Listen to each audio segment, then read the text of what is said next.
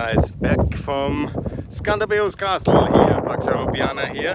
I'm here on the top of this beautiful place and I will just install my sound equipment here because I think that's useful to have. Yes, exactly.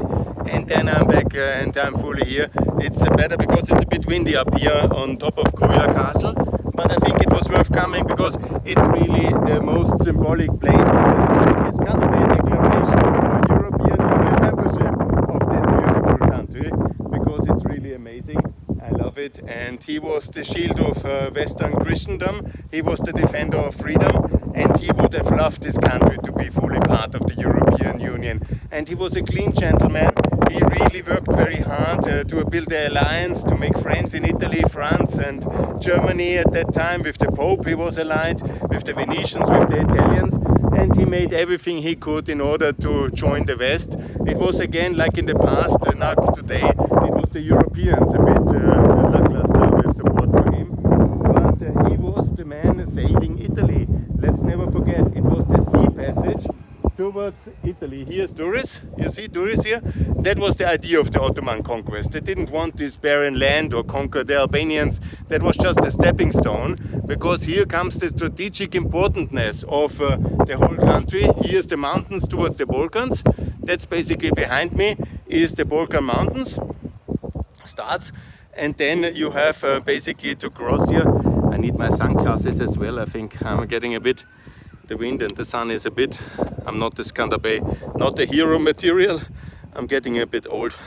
And so the thing is, here in the back is the mountains of Albania, and here Macedonia in the back. Then later, that was long ago already the headquarters of Ottoman power, and they could conquer then from there. Gradually they made every year campaigns towards the fields of Tirana. Here you see the fields of Tirana and some of these lakes, and there you see the Adriatic Sea. The first chain of mountains we have crossed, and that's the big mountains where the Albanian mountains really begin. And you can also understand why it was so impossible for the Ottoman army to conquer this mountain fortress, because the way it's built, it's on the top of the mountains, and normally you should not build anything here. You see obviously here in this kind of urban jungle they have built a big development up here. That's kind of wild. Why they had to do that, I really don't know. But nevertheless, the town is booming and there is a lot of touristic development here. And you see here all Albania, and that was of course its commanding heights.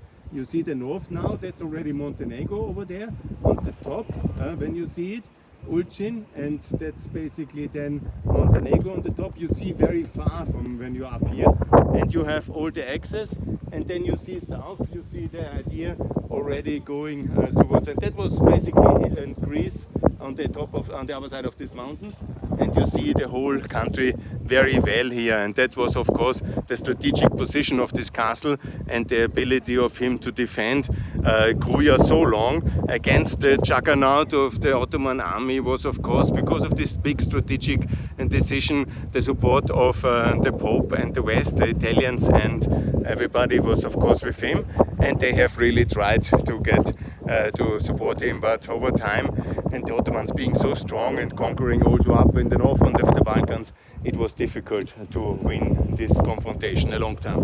Why this was built up there, I really cannot get my head around it. But okay, such a big volume, was it necessary?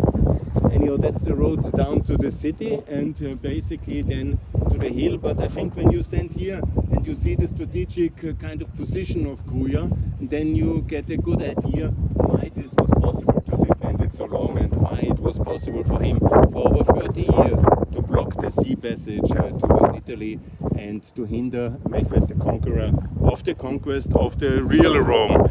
Because after having conquered Constantinople, his mind was set to have the first Rome, and he would have been in his world the master of the universe by basically conquering everything what was to be. And I want to thank Skenderbej, and we need somebody in a way also of his format to lead this country into the European Union, because that's the task now for Albania to join the European Union.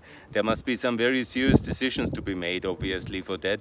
Cleanup of the political class, the European cadastre, the euro as the currency, and also a very clear kind of break with the past in terms of personnel politics, and a real European Albania must be happening now. That's not easy. That requires a lot of painful changes. I understand that, but there is no better way to make such a declaration than here on the top of Kruja in the Skenderbej Castle. And I'm very clear, everybody please be sure about it. Yeah? All the political class connected with the 90s must retire and get out of the institutions as well in Albania. And that's very clear. And if who has not understood the times, I cannot help, but the consequences will be rather bitter. And so what is necessary now is a change of policy as well, and a clear Europeanization.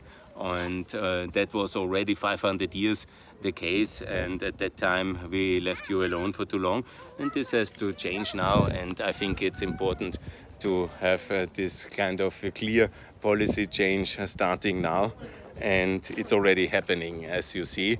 The past is doing it like this, a big symbol of bad governance, and that's of course a symbol for how things should not be done. But the symbol for how things should be done is decent kind of policy, is then such a museum, obviously. It's very well preserved cultural heritage of prime location, and it's also a symbol for the European kind of contribution Albania has made always in the past. And now there's a lot of people who want to slur and diminish this, and so call it a tribal leader or whatever. He was Serb, so he was a Byzantinian king. That's the role of Skenderbej historically. Never forget, he was a king of Byzantium. Byzantium was defeated, and they all claimed this title.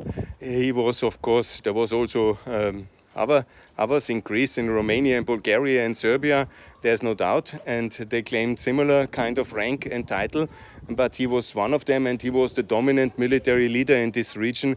He was able to keep the Turks back because he controlled the mountain passes. He had the light military cavalry skills to really defend, and also to control his own people and to unite them under his mandate by his dominant military skills and command and control mechanisms.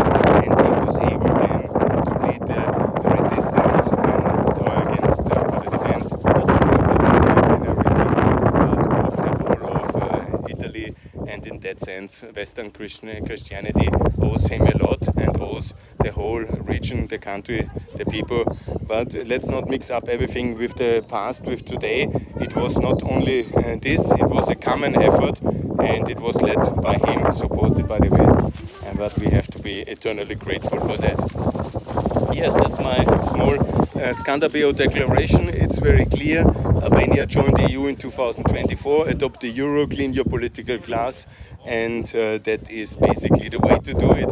And you will see, for such a major effort, obviously the rewards will be huge, because inside the European Union, Albania will be very prosperous and successful in the next 30 years after that it will take, obviously, for serious level of prosperity, and it will come. That's my Skenderbej Declaration today. Thanks a lot and all the best. Osam, ja.